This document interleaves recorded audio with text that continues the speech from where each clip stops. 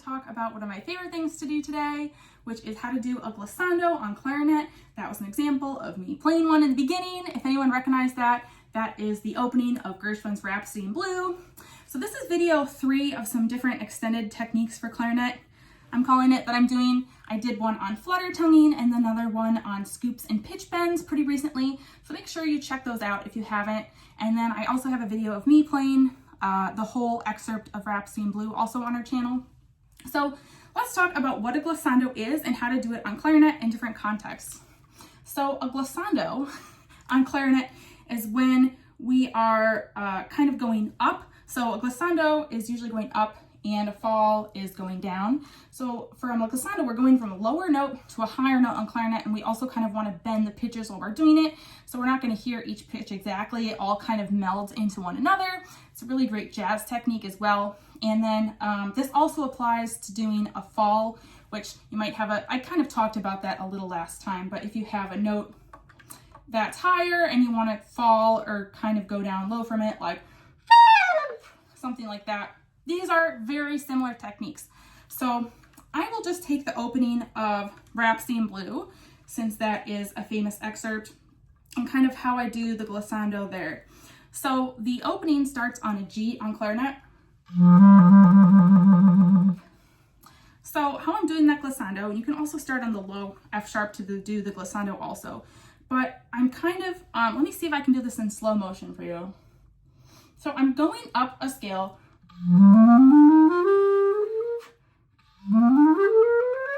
And people do this all sorts of different ways. So the first thing I'm doing is I'm not really thinking of starting the glissando until I'm kind of already maybe through the middle of it. So that can be something that you can try, not starting it right away on the lower note, right? Because it's kind of hard to do it from there. So for this particular excerpt, I'm kind of starting it from this C actually. And then from there, I'm doing a chromatic scale.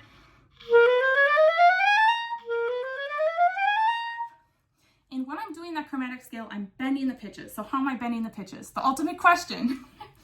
So what we want to do is we want to use what I call bad clarinet embouchure. And if you're primarily a classical player, this might be really difficult to do.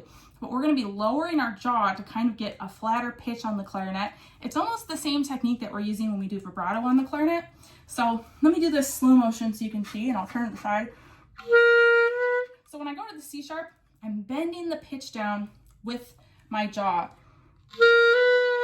almost with a half step lower. So if you haven't watched my video on the bends and scoops yet, I would suggest watching that because I talk about how to do that pitch bend. But we're going to be just kind of lowering our jaw, opening it up here to get that lower note. And something that you can practice if that's really not coming out, just take any note on the clarinet. You can take your open G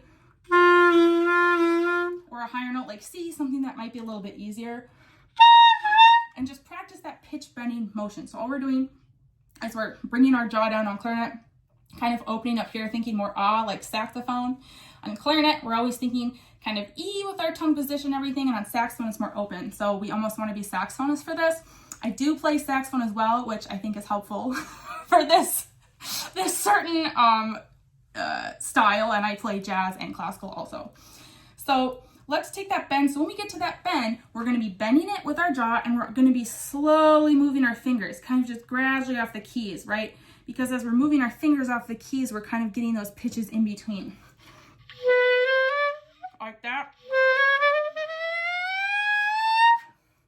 So you want to practice kind of slowly sweeping the fingers off. So it's almost, there's multiple things you can be practicing here. You can just practice it without the jaw motion, just kind of taking the fingers off. I'm doing the jaw motion on accident. Okay, I'll try not to. So we're gonna get that, but it's not as bendy, and then adding that jaw really gets that. Something you can also do is you can experiment even bending pitches lower than half step. I like to take the high C. See how low I can bend it? But you just kind of want to focus on, have a focal point for your glissando to start. So for me in Rhapsody in Blue, it's this C here. So like that, Just do that slow. It's probably going to sound terrible at first if this is not something that you're used to. That is okay. The really important thing is to keep trying it. You might not get it right away. This is one of those things that can take a while to develop because we're learning a new technique, right? But you just need to be consistent with practicing it. So please don't get discouraged if you're not able to do the glissando right away. I promise, well, I will try to promise that you can do it if you keep working at it. And the important thing is when you don't want to get tense here. It's very loose. So if you're like, oh, I really want to get this glissando and you're tightening up here, the glissando is not going to come out. So again, if you haven't started with just doing some basic pitch bends, I would do that. Let's see what else that is helpful for this glissando here. Oh, in terms of equipment, I'll put the equipment that I use, like my clarinet setup, below in the description of the video. But you want to make sure that you're using a mouthpiece that is a little bit more open. So I have two different mouthpieces that I use. I have a classical and kind of a hybrid mouthpiece. And if you have a very closed mouthpiece or something that's very resistant, it's going to be a little bit harder to do the glissando on, right? Because it's not going to want to drop. So if you have some different mouthpieces you can try, or even if you don't, that's fine. But that's just something to keep in mind. If you have a very resistant closed mouthpiece, it might be hard to do it.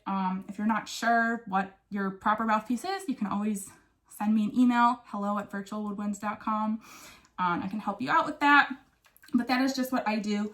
So have fun practicing your glissandos. Let me know how it goes. I hope this video was helpful. I'd love to hear your videos of glissandos too. If you have anything you want to email me, maybe a glissando you're really proud of or you're just struggling with, I'd love to hear and help you out. So I hope you enjoyed the video, and let me know if there's any other techniques you want to see on the clarinet, saxophone, flute, anything else.